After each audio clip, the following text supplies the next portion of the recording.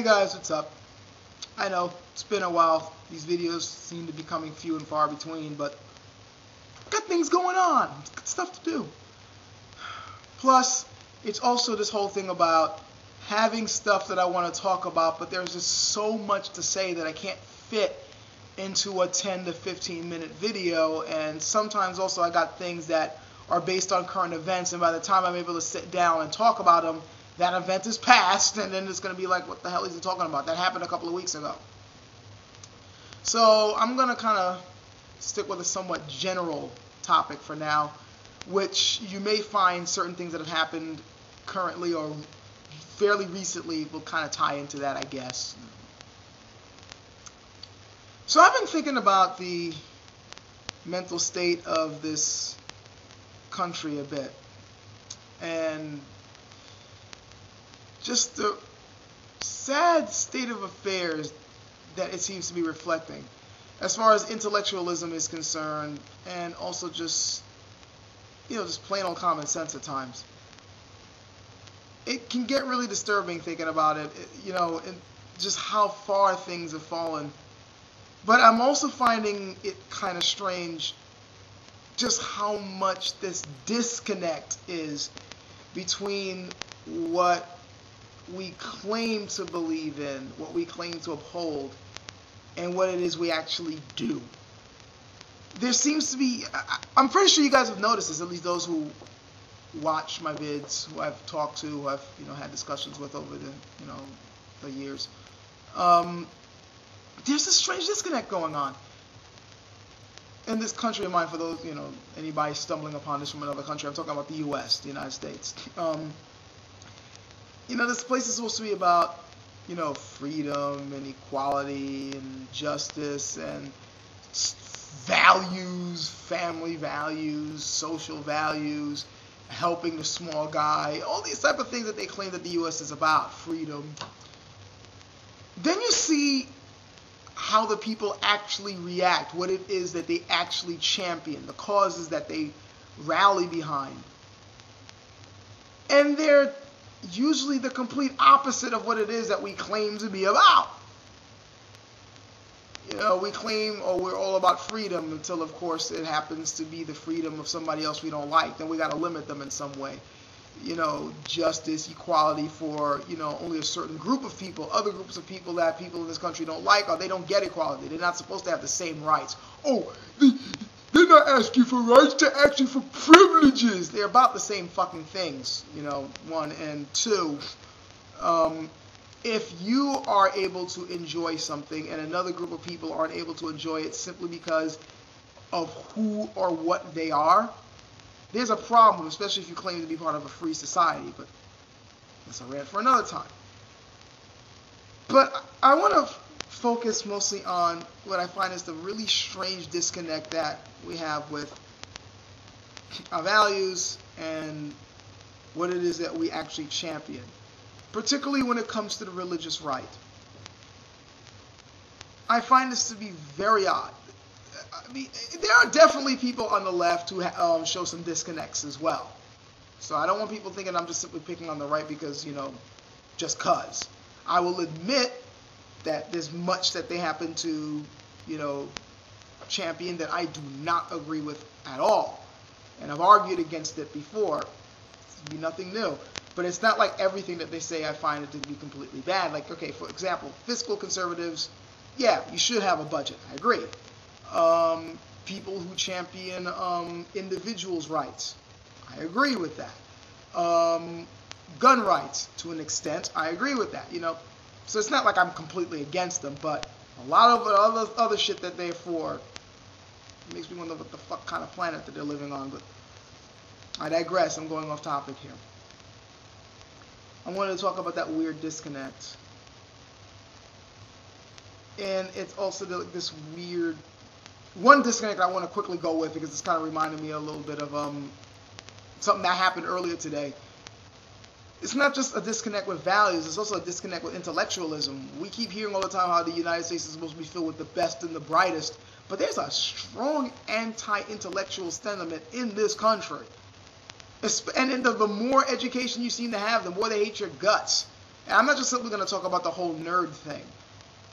Just like I said, today I'm noticing on one of my really old videos on Kent Hovind, yet another jackass wants to come over and defend the guy. And the dumbest thing that this guy had to come with to try to defend his stance for defending a complete, fraud and quack is, oh, you keep talking about credentials. I don't give a damn about credentials. I care about the, learning in the real world.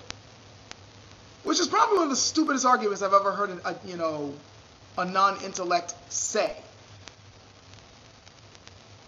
If you're going to be talking about science and trying to say that, science is bad because it's just a bunch of people theorizing and other people live in the real world, if you truly believed in the power of experience of the real world guiding you, then you wouldn't be following an asshole like Kent Hovind. Scientists base their entire craft on observing the real world and writing down what they see. That's the essence of it. We don't know how this works. Well, let's observe it and see how it works. Okay, I think that's how it works after observing it. That's how they go about it. They observe what they see and they chart that shit down. It's the idiots and the religious types who are trying desperately to cram their superstitions down other people's throat who first come up with a particular view and then try to fit everything else to conform to it. Ugh. And we're finding more of that every day as the way people want us to live. So there's that whole divide between using the brain and claiming that we're all about the best and brightest. But the other major disconnect I'm seeing is with values. It's no secret that so many people on the right, particularly those who are really gung-ho about this country, also happen to be highly religious. And they tend to be of the Christian persuasion. They are all about claiming that this country is all about Christian values and that, we need to have more Christian values because those are the ones that help to guide a just society. And they claim that it's, these are the things that make them compassionate, good people, and if only other people would follow these values, this would be a good and just country. But then I look at the values of their religion, and I look at the earlier Christian societies, and I find something rather interesting. You see, if you look at the earlier teachings of Christ, or you look at, say, the earlier societies that came after, you find a very strong communal feel. Very strong communal feel. These were very close-knit societies, and they depended upon one another to survive. They shared their resources. They shared their food. They even shared living quarters at times. They shared land. They shared experiences. They also, Jesus especially, looked down upon those who would use others for their own gain, whether it be financial gain or for gaining power over them, and so on and so forth. Hell, Jesus even went so far as to say, it's easier for a camel to go through an eye of a needle than for a rich man to enter the kingdom of God. So they didn't really like rich people or merchants very much. Hell, when a rich guy came up to Jesus at one point, I'm pretty sure Christians will remember this in their gospel too, when he was asking him, what should I do, to be right with God? Give up all your possessions. Remember, that was one of the things he said, give up your stuff to the poor. There's a very strong emphasis on helping out the poor in early Christianity and with early Christian groups. And you tended to find a lot of earlier Christians were in fact poor. And, they were always talking about how they were oppressed by higher society, whether it be the ruling classes or merchant classes or, those people with stature. And it's not just early Christian societies. Remember, there are people who link Jesus with certain earlier Jewish apocalyptic groups, such as the Nazarites, the Essenes, the Gnostics, certain groups of certain sects of religious people who also had a very strong community feel, to the point where it was considered a major punishment to be exiled from these groups because of some major sin, because suddenly you didn't know how to be able to survive on your own, because they were used to, living as a close-knit group that shared everything with each other. This was so strong that they even, later on when Christianity was founded, one of the major things that they considered was sin was usury. basically making money without actually working for it, or the money earning the money, which many people will argue to this day is something that's necessary for a modern society to function. Well, back then, ancient Christians didn't believe that. Now, I look at all that, and then I look at modern Christians, and suddenly I see a 180. Now, instead of seeing this emphasis on resource sharing and helping one another out, and an emphasis on helping out the poor and looking down upon the rich and sharing all your possessions with everyone else, now there's all this talk about individuality and F the poor. They won't straight up say F the poor, but they're going to be like, instead of saying the poor, they'll just say these freeloaders taking my money from me, and all about trying to get rich and get stature and get land and get prestige. And these are right-wing Christians saying this shit. It's not some megalomaniacal person, who's just going around, just trying to oppress motherfuckers and trying to step on other Christians. No, these are Christians going around saying this shit. F this whole turn the other cheek stuff. F this whole reaching out to people you don't agree with. Nah. It's all about oppressing them and making sure they can't, get anywhere in society. Oh, these gays want to marry? Fuck that. They ain't going to marry shit. No. F that. What? These poor people, they want some type of leg up. They want some type of public assistance. They ain't going to get my money. Fuck that shit. And then they go to church on Sunday and talk about how close they are to Jesus. And then after that, during the week, they're reading books about how to get rich and get, high in the stock market. Hell, they claim to be part of a religion that was all about peace on earth, but yet whenever it comes to political debates about what should this country do abroad, they're always talking about how we need to strengthen our military. So there's like this complete 180 going on between their supposed values and what they actually do. And here's the funny part. If you point this out to them, they'll give you like 100 million excuses as to why this is. They won't actually stop and go, wait a second. You got a point. My religion says this, but I'm doing that. They won't do that shit. Now, they'll give you a whole bunch of reasons why this is, or they'll even try to find a way to twist things around to make it look like what they're doing is in line with their religion, despite the fact that it really isn't. And that's scary.